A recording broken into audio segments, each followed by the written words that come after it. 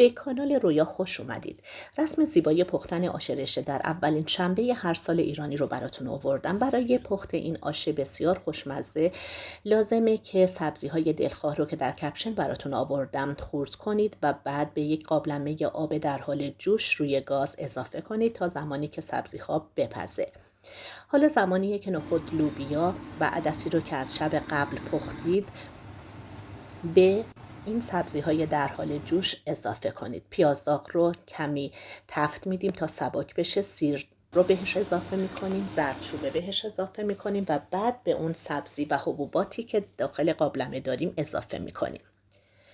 کمی هم میزنیم تا کاملا یک دست بشه، همون جوری که در تصویر میبینید.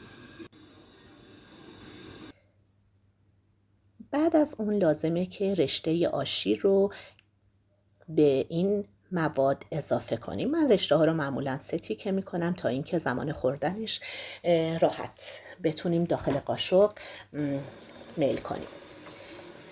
رشته ها رو زمانی که به اون مواد آشی که در حال جوش هست اضافه میکنیم حتما دعا میکنیم تا رشته کار برامون در سال جدید حتما به دستمون بیفته و خیر و برکت برای همه عزیزانمون به همراه داشته باشه. برای همه دعا میکنیم، غریبه و آشنا. لازمه که کمی رشته ها رو هم بزنیم تا کاملا با مواد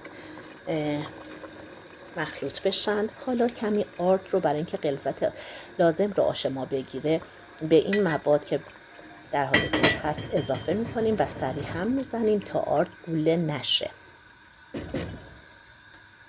همونجوری که در تصویر میبینید.